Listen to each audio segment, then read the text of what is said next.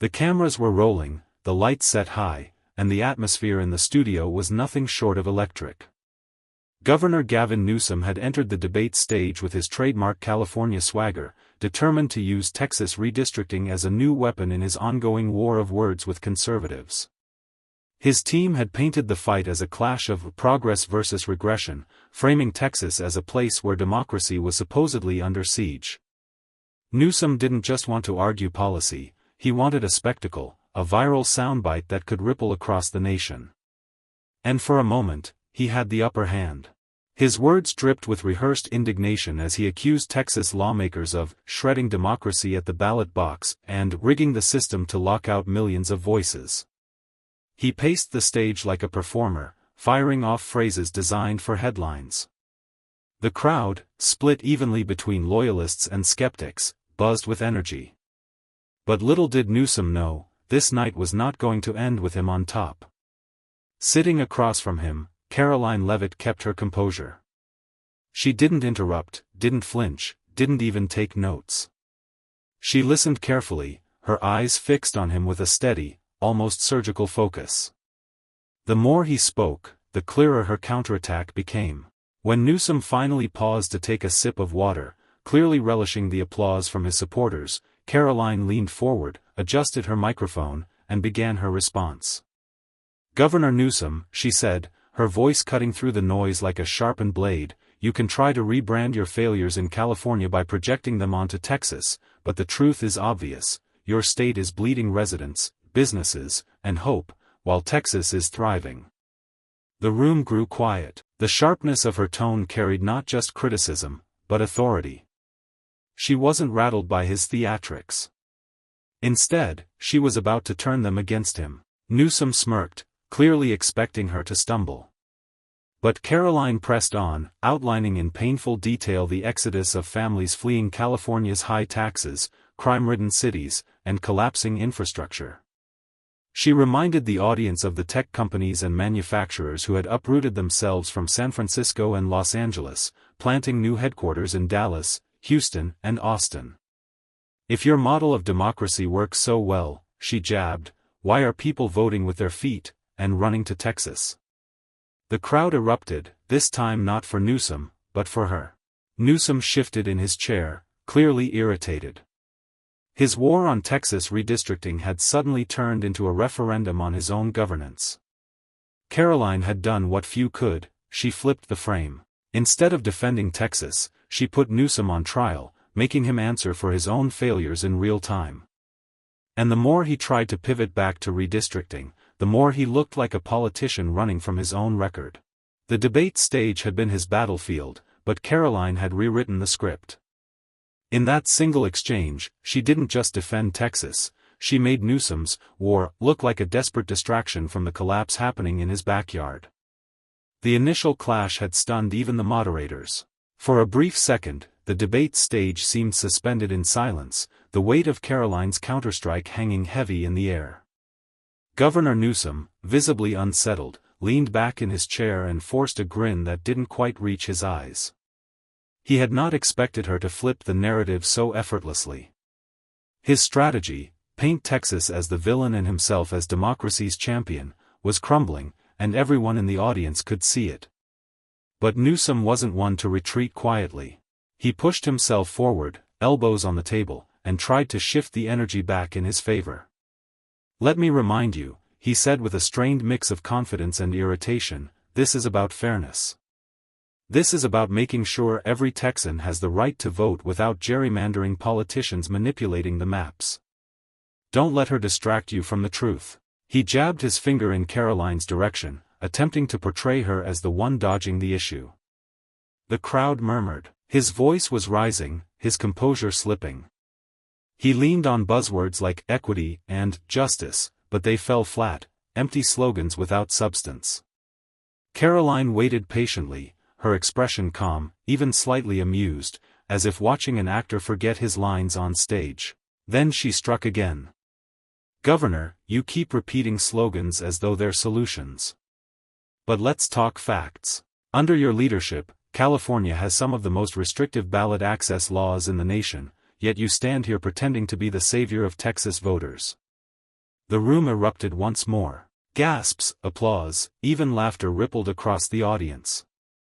Newsom froze for a moment, clearly caught off guard. Karoline pressed harder, her voice growing sharper with each word. You lecture Texas about democracy, but California's own courts have called out your redistricting commissions for partisanship. You accuse Texans of voter suppression while ignoring the thousands of Californians who feel silenced by your one-party rule. This isn't about protecting democracy, it's about protecting your power. The effect was devastating. Newsom tried to interject, but she cut through with precision. She cited studies showing California's gerrymandering scandals, examples of communities fractured by partisan map drawing under his watch. She exposed the hypocrisy in real time, turning his carefully crafted talking points into liabilities. The audience wasn't just listening, they were reacting, nodding, clapping, shifting visibly toward her side. By now, Newsom's frustration was obvious. He attempted to pivot again, pointing to voter turnout statistics, but Karoline didn't let him breathe. You want to talk about turnout? Texas is expanding, growing, thriving. People believe their vote matters. Meanwhile, in California, people are leaving, by the millions, because they don't believe their voices or their wallets are safe anymore. That's your legacy, Governor. Not democracy. Decline. The word decline echoed like a hammer strike. It wasn't just a critique, it was a branding, a single label that stuck. In that moment, the dynamic was undeniable. Newsom was no longer leading the debate. He was scrambling, defensive, exposed. Karoline had seized the narrative, and with surgical precision, she was dismantling the image he had spent years polishing.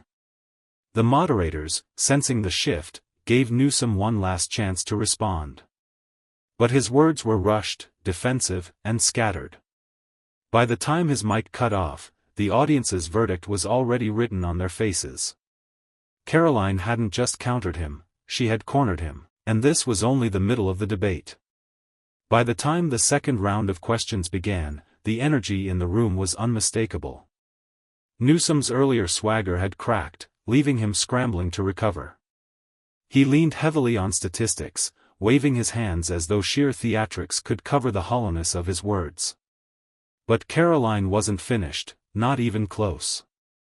She saw the opening, and she intended to press until there was nothing left of his carefully constructed facade.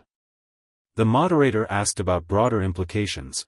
Governor Newsom, critics say your focus on Texas redistricting ignores serious crises back home in California. How do you respond? Newsom smirked, dismissive. California is leading the nation. We're setting the standard on climate, healthcare, and social justice. Texas is trying to take us backward. Karoline leaned in, eyes sharp. She didn't wait her turn, her voice cut across his mid-sentence, firm and unyielding. Leading the nation? Governor, California is leading in homelessness, in crime, in people fleeing your state for better opportunities elsewhere. That's not leadership, it's abandonment. The audience roared with applause and gasps. Newsom flinched, clearly unprepared for the interruption, but Karoline wasn't finished. She drew a direct line between his crusade against Texas and his failures at home. You declare war on Texas redistricting, but you can't even control the chaos on your own streets. You lecture Texans about fairness, yet in California, small businesses are collapsing under your policies, families are paying the highest taxes in the country, and ordinary citizens don't feel safe walking outside their homes at night. That's the truth people see every single day. The moderator tried to regain order, but the moment was already hers. Karoline shifted gears, tying Newsom's fixation on Texas to his personal ambitions. This isn't about democracy. This isn't about protecting voters. This is about Gavin Newsom trying to build a national platform, trying to score political points by attacking a state that doesn't buy into his failed vision. It's about ambition, not principle. The room erupted again, and this time the moderators let it ride. Newsom attempted to fight back, his voice rising in desperation. That's a cheap shot. I'm standing for Americans. Karoline cut him off coldly. You're standing for yourself, Governor. That's why California is in decline. That's why millions are leaving. And that's why your attacks on Texas sound less like concern and more like a distraction from your record. Her words landed like blows, deliberate and devastating. She wasn't simply countering his points, she was dismantling his credibility piece by piece. Every time he tried to climb back, she pushed him lower, pulling receipts, citing failures, exposing hypocrisy. It was the kind of exchange that turns debates into defining moments, the kind of clash that audiences remember long after the cameras stop rolling. By the end of the exchange, Newsom's frustration had turned to visible anger. His hands trembled slightly as he gestured. His once polished cadence now rushed and uneven. Meanwhile, Karoline sat steady, her posture unshaken, her delivery controlled and sharp. She wasn't just winning the debate, she was owning it. The stage belonged to her now, and everyone in the room knew it. By this point, the audience was fully invested. The debate was no longer about redistricting, nor even about Texas versus California. It had shifted into something larger, an unmasking of Gavin Newsom's real intentions. And Karoline knew exactly how to steer it. She leaned slightly forward, her voice calm but razor-sharp. "Governor, everyone here sees through this act. You didn't come here tonight to talk about Texans, or voters' rights, or even democracy. You came here because you're auditioning for a bigger stage." The crowd stirred, sensing where she was going. Newsom bristled, his polished smile faltering. "That's ridiculous," he snapped, trying to wave it off. "I'm here because these issues matter." Karoline shook her head slowly, deliberately. "No, Governor. You're here because you want to be president. And this performance you're giving, isn't about defending democracy, it's about building a brand." The words landed like a thunderclap. The audience erupted, half cheering, half gasping. Newsom's eyes narrowed, his frustration barely concealed. But Karoline wasn't done. She pressed harder, knowing this was the moment to reveal what so many suspected but few dared to say out loud.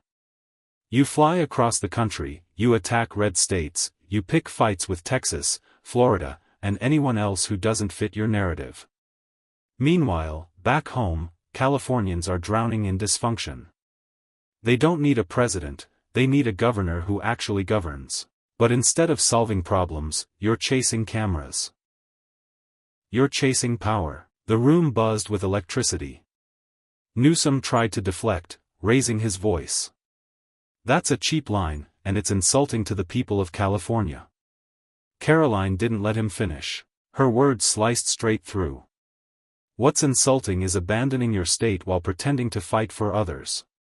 What's insulting is exploiting crises to boost your profile while your own citizens can't afford housing, can't feel safe, and can't trust their leaders.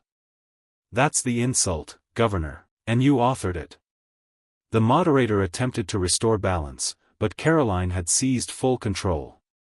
She turned slightly toward the audience, her voice carrying the weight of conviction. "This isn't about partisanship, it's about accountability. And tonight, Gavin Newsom has shown us exactly who he is, a man more obsessed with headlines than with results, more focused on his political future than on the suffering of his people." The camera zoomed in on Newsom's face, flushed, tense, his jaw clenched. The contrast with Karoline's composure was stark. She looked steady, her confidence radiating. He looked cornered, exposed. For the audience, the shift was unmistakable. This wasn't just a clash of policies, it was a clash of authenticity versus ambition. And in that battle, Karoline had made sure the choice was clear. By the time the segment closed, the headlines practically wrote themselves: "Newsom dodges, Karoline delivers." The stage, once Newsom's platform, now felt like his courtroom, and Karoline had just read the charges. The debate had shifted beyond its original scope. What started as a narrow clash over Texas redistricting had now evolved into something larger, an indictment of leadership, ambition, and accountability. And Karoline knew this was her chance to elevate the moment, to tie Gavin Newsom's failures not just to California, but to the broader failures of his party. As the cameras panned across the room, Karoline's voice carried with crisp authority. Let's not pretend this is only about Texas. Let's not pretend it's just one governor against another. What we're seeing tonight is a pattern, one that defines the Democratic leadership coast to coast. She paused deliberately, letting the weight of the words linger. Newsom shifted uncomfortably, sensing the trap being laid. The moderator tried to move to the next question, but Karoline's tone commanded the room in a way that made interruption impossible.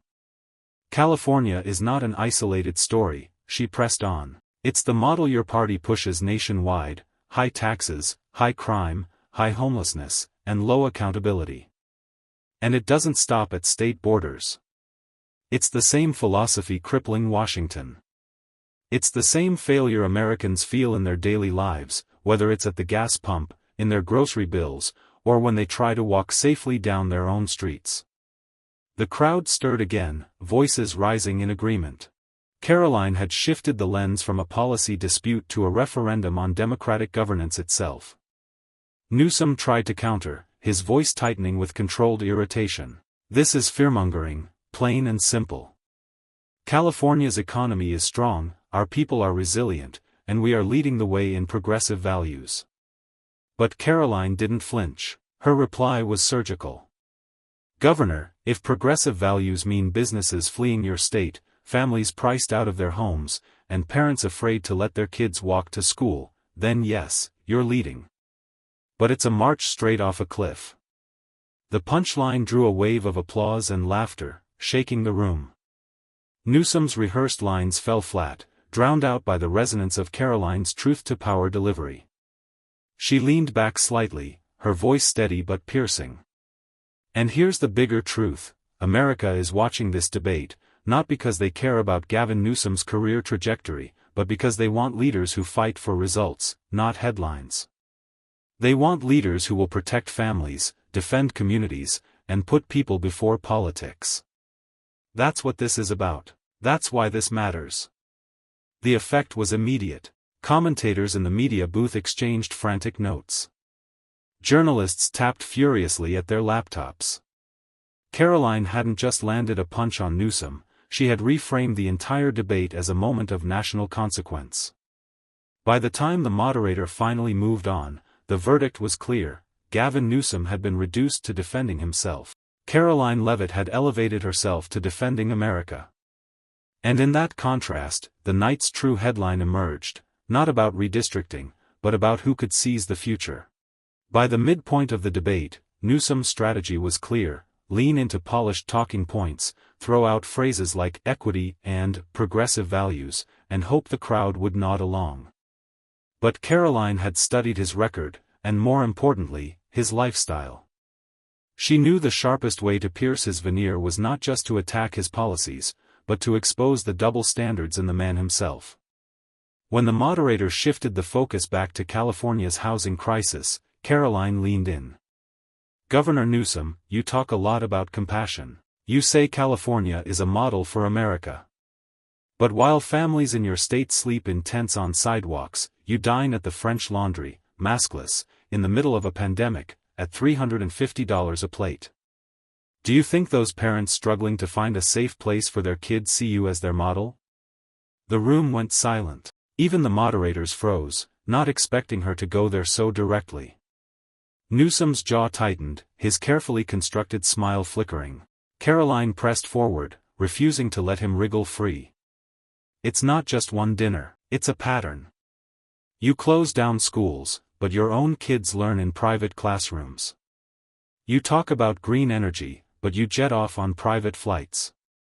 You raise taxes, then watch as working-class families pack up and leave the state you're supposed to serve. Governor, it seems the only California you care about is the one you live in, the gated, protected, exclusive one. The crowd roared, some with laughter, others with applause. Newsom tried to interrupt, muttering something about cheap shots and distractions, but Karoline's delivery had landed too cleanly. The damage was done. She didn't relent. Her tone sharpened, every word designed to cut through his defenses. This isn't about cheap shots, Governor, it's about honesty. Leadership means living by the same rules you demand from others. And right now, millions of Americans watching this debate see a man who wants to dictate rules he won't even follow himself. That's not leadership, that's hypocrisy. Cameras zoomed in on Newsom's face, his expression shifting between irritation and discomfort. He tried to launch into a counterattack, but the audience wasn't with him anymore. They had already absorbed Karoline's framing. And then she delivered the knockout line. Calm, steady, devastating. Governor, you don't lead by example, you lead by exemption. And America deserves better than that. The arena erupted. Commentators whispered that the clip would go viral within minutes. It was the kind of soundbite that cut across partisanship, striking at the universal frustration people feel when leaders act as if the rules don't apply to them. Karoline had taken a state-level debate and turned it into a character trial, one that Newsom was failing in real time. And in doing so, she set the stage for the next phase of the confrontation, where policy would no longer shield him from his own contradictions. By now, the audience could feel the momentum tilting. Newsom, once comfortable in his polished soundbites, had been rattled by Karoline's piercing shots at his personal hypocrisy. But Karoline wasn't finished. She had prepared to escalate, moving beyond the man to the state he governed, the living proof, in her words, of what happens when progressive slogans replace real solutions. As the debate shifted toward the economy, Karoline seized her moment. She stood tall, her tone deliberate, commanding. Governor, you like to claim that California is the blueprint for America's future. But let's be brutally honest, if California is the model, then America's future looks like homelessness encampments stretching for miles, businesses fleeing to Texas and Florida, and working families crushed under the weight of taxes they can't afford. That's not a future, it's a warning. The crowd buzzed, some audibly cheering. Newsom attempted to smirk, as though unfazed, but the mask was slipping. Karoline pressed forward. While California bleeds residents every year, red states are booming. Families are moving where they can afford a home, where they feel safe, where their kids are in classrooms learning, not trapped in a system that bows to unions instead of parents. Governor, the very fact that California's population is shrinking should tell you everything. People vote with their feet, and they're sprinting away from your so-called model. She paused, letting the words settle before drawing the contrast sharper. Look at Texas. Look at Florida. Their economies are thriving. They're attracting businesses, not driving them out. They're creating opportunities for the middle class, not suffocating them with regulations.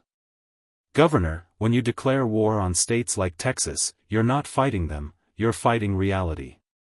And reality is winning.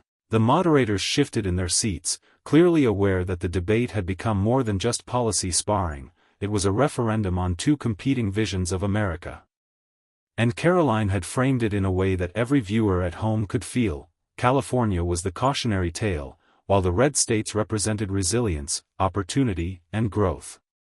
Newsom tried to interject, rattling off statistics about GDP and innovation hubs, but Karoline cut him off with precision. Governor, GDP numbers don't comfort a mother who's afraid to walk her child past a homeless encampment. Innovation hubs don't mean anything to families being priced out of their neighborhoods. You brag about numbers on paper while ignoring the misery outside your office window. That's why families are leaving. That's why your blueprint has failed. The crowd erupted again. Cameras captured Newsom's forced grin, a man visibly trying to hold on to composure. Karoline leaned in with the final blow. Governor, America has a choice. We can follow California into decline, or we can choose states that value freedom, responsibility, and prosperity. Tonight, I'll make sure every American sees what that choice looks like. And trust me, it doesn't look like California. The audience was on its feet. The contrast was crystal clear. This was no longer just a debate, it was a fight over the soul of the country, and Karoline had positioned herself as the one carrying that torch. The temperature in the debate hall had shifted. Newsom, stung by Karoline's relentless comparisons between California and states thriving under different leadership, reached for an old trick, belittlement. His voice took on that familiar tone of polished arrogance as he attempted to paint Karoline as inexperienced, untested, and too extreme for the mainstream. "You talk a good game," he sneered, adjusting his suit cuff for effect. "But fiery speeches don't make laws, and passion doesn't govern a country. You've never managed a state. You've never had to take the hits that come with leadership. It's easy to sit here and tear things down, it's a lot harder to build something real." For a second, the audience leaned in. Was this the moment Newsom regained control?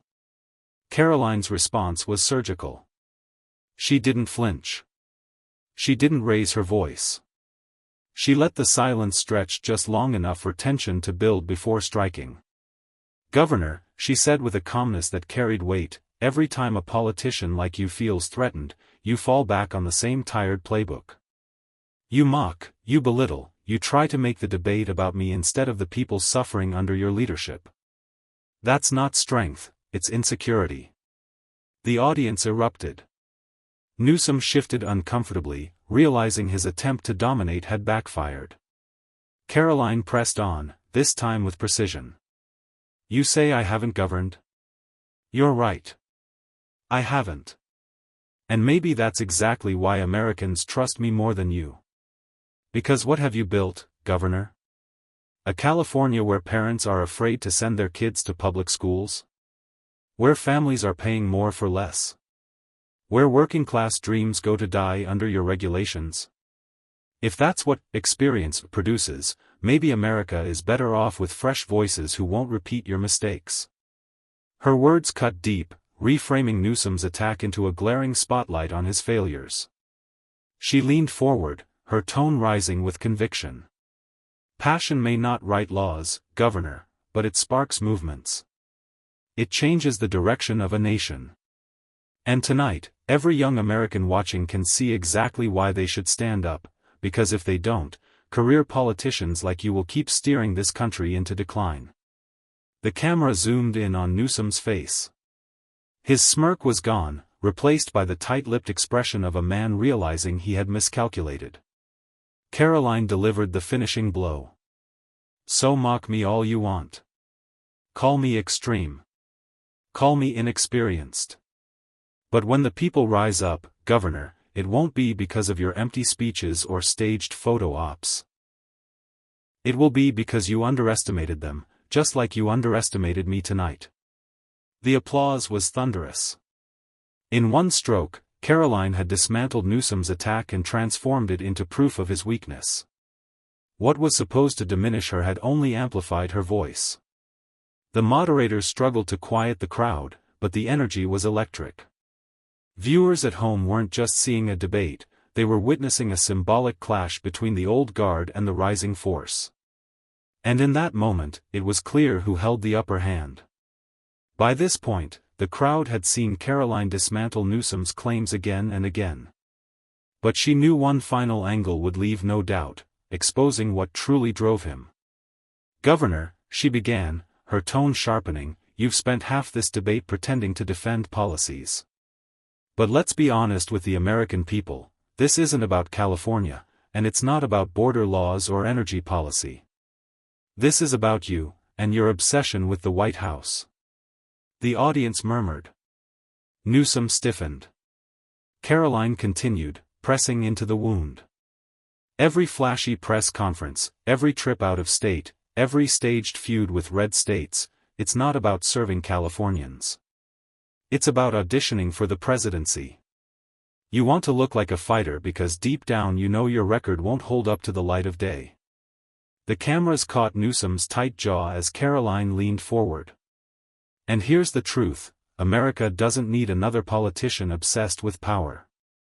We don't need someone who destroys their own state just to climb the ladder. We need leaders who fight for the people, not leaders who use them as stepping stones." Applause cut through the tension. Newsom tried to respond, but the moment had slipped away. Karoline had turned his ambition, once a source of pride, into his greatest liability. The debate was winding down, but Karoline saw the perfect opportunity to land her closing strike. She didn't waste it. Governor Newsom wants you to believe his story is about progress, she said, scanning the crowd. But progress doesn't look like families leaving their state in record numbers.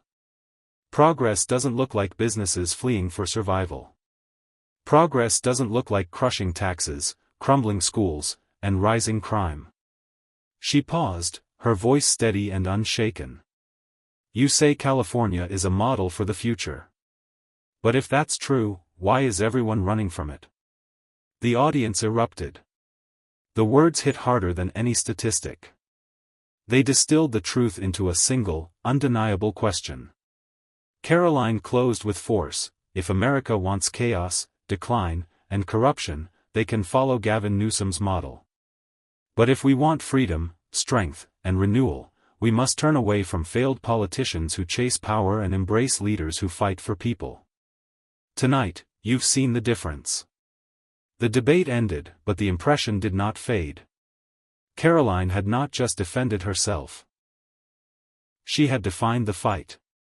And in doing so, she left Newsom standing not as a rising star, but as a man exposed. This debate wasn't just a clash of policies, it was truth cutting through theatrics. People are tired of politicians hiding behind masks and empty promises. America doesn't need more posturing, it needs courage. And today, we saw exactly that.